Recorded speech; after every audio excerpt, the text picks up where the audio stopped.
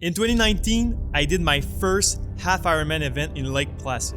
It was 11 degrees Celsius that day, which is freezing cold when you jump on your bike after a swim and ride downhill reaching speeds of 75 km per hour. However, I pulled through the pain and finished the race in exactly 6 hours, 7 minutes, and 14 seconds. I couldn't walk for a whole week after the event. That summer, my girlfriend surprised me on my birthday with a ticket for the half Ironman of Hawaii. Fast forwarding to this year as the pandemic postponed the Hawaii event, I had to spice things up a bit. So I challenged myself to complete a sub-6 half Ironman. But at this point, you might wonder, what the hell is a half Ironman? Well, it's a long-distance triathlon. You start with 1.9 kilometers of swim, followed by 90 kilometers of bike, and you finish with a 21.1 kilometer run. Yes, that's a half marathon. This time, the conditions are the complete opposite of Lake Placid. I'll be facing extreme heat, swimming in the ocean's salt water, biking along the windy lava fields, and running 3 laps on a grassy golf course. As I recently came back from a ski trip in the Alps, I have only 8 weeks to train my body to perform the sub-6 half Ironman. So let's get to work.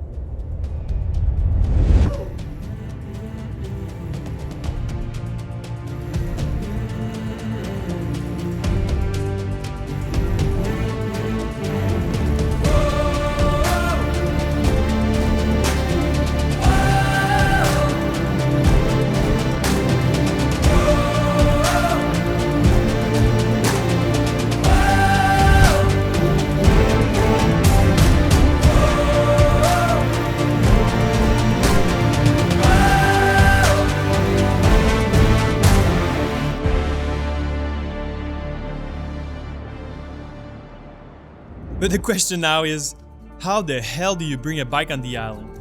I wondered the same question, so I texted a few friends and found someone that could lend me his bike shelf for my trip. I had never disassembled my bike before, so it was challenging, but I finally figured it out, and it was now time to board a plane with a giant suitcase containing my bike for a while.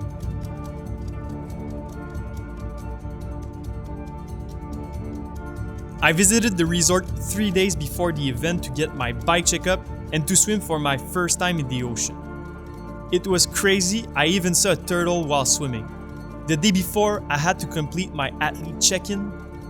I stumbled across this friendly staff member. He gave me tips on my nutrition and the challenges of the course.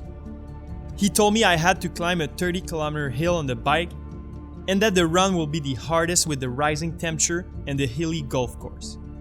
After checking my bike and run bags, it was now time to spend half a day in hell.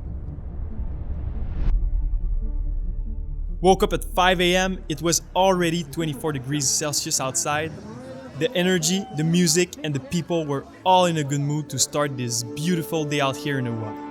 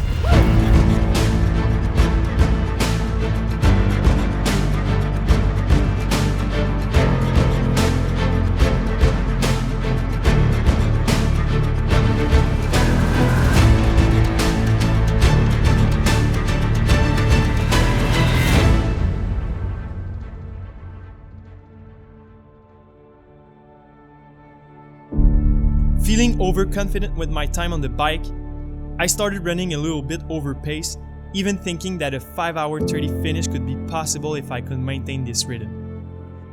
After a few kilometers, I hit a wall. I was dizzy, I wanted to throw up, the temperature rose at 34 degrees Celsius.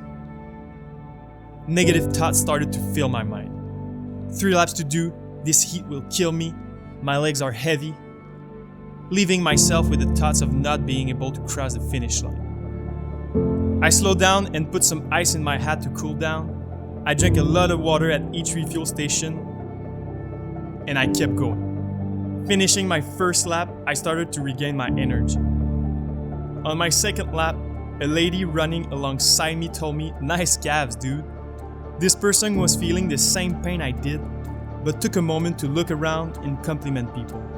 This positive spirit gave me even more energy to keep going. On my last lap, I couldn't feel my legs anymore. My girlfriend shouted at me, "You have 5 minutes left to complete a sub-6 half Ironman." So, why would someone pay $500 to suffer for 6 hours straight? Why would someone push himself until he can't feel his leg? Well, the answer is simple. Because you freaking can. At one point, you can't feel your body. Your legs start to burn, they are getting heavier with every stride. You can feel your body shutting down. It's screaming for you to stop. But you keep pushing. You stick to that rhythm of foot after foot. You keep running toward the finish line. This race taught me that your life is bound to your mental barrier. You realize that every excuse comes from you, not your outside environment. You're the only one that has to show up to the training, to get better, to feel better.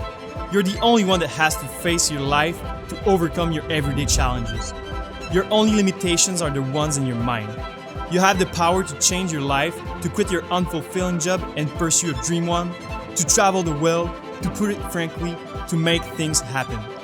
You realize that consistency and hard work, you can do anything you want.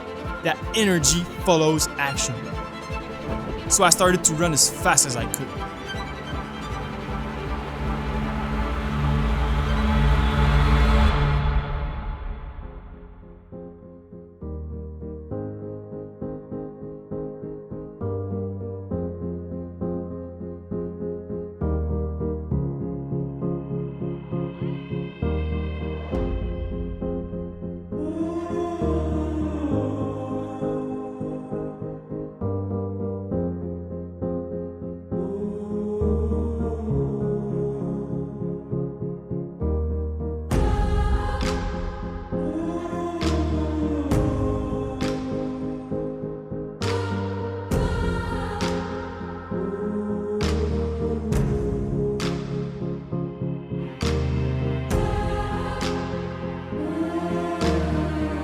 And I fucking did it.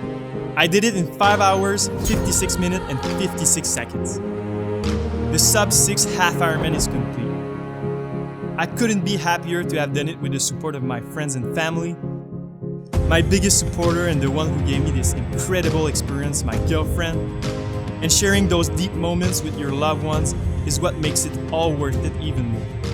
As I'm always seeking new challenges, I set myself a new objective: to finish a full Ironman under 12 hours. I hope this video will give you the motivation to sign up for your first triathlon.